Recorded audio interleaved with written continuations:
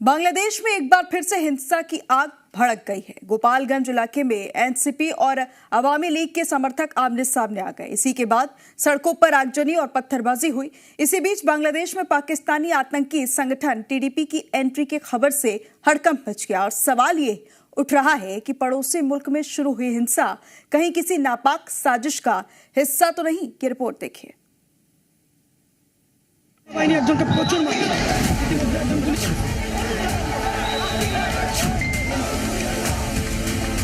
हिंसा, आगजनी और तोड़फोड़।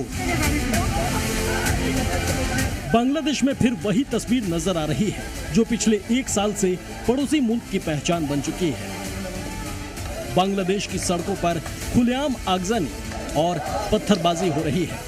गाड़ियों में तोड़फोड़ की जा रही है।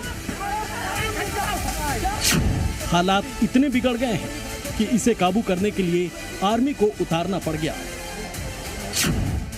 इस हिंसा की दो वजह आपको बताएं। उससे पहले जान लीजिए कि पिछले साल भी इसी दौरान बांग्लादेश में जबरदस्त हिंसा हुई थी, जब पड़ोसी मुल्क में शेख हसीना को सत्ता से हटाने के लिए विद्रोह की आग भड़की थी और फिर राजधानी ढाका समेत पूरा बांग्लादेश हिंसा की चपेट में आ गया था।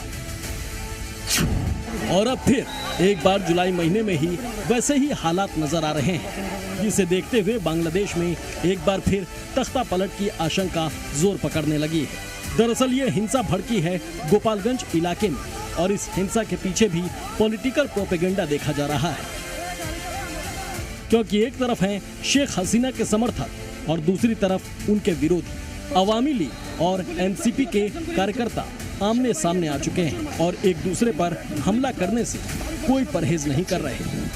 हालांकि इस राजनीतिक लड़ाई में पुलिस पर भी हमला किया गया, जिसमें 3 पुलिसकर्मी घायल हो गए। जबकि पुलिस से हालात नहीं संभले तो सेना को सड़क पर उतारना पड़ गया। बांग्लादेश में भड़की इस हिंसा के बीच एक और चिंता की खबर है, या कहीं यूनुस सरकार में जिस बात का डर था आखिर वही होने लगा है। बताया जा रहा है कि बांग्लादेश में पाकिस्तानी आतंकियों ने घुसपैठ शुरू कर दी है। यूनुस राज में पाकिस्तानी तालिबान की एंट्री हो गई है। टीटीपी ने बांग्लादेश में जिहाद की तैयारी शुरू कर दी है।